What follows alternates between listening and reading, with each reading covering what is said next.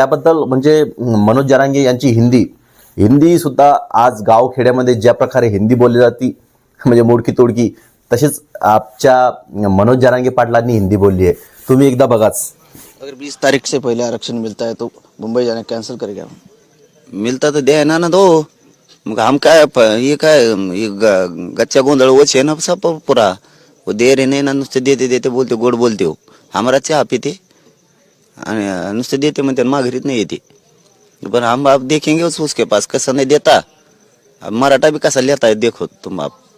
लेकिन आपने बोला आरक्षण मिलता है फिर भी मुंबई जाएंगे, नहीं मिलता है फिर भी गुलाल लेके मुंबई जाएंगे, ऐसा क्या क्या होता है? हाँ मग ते देतो देतो बोल रहे देते नहीं, तो मग हम जाएंगे. दिला तरी जे मुंबई को ज्या पुरे मराठी चालले आणि नाही देंगे तरी चालले. गुलाल घेऊन चालले, नाही तर मग आरक्षण आणायला सब चालले.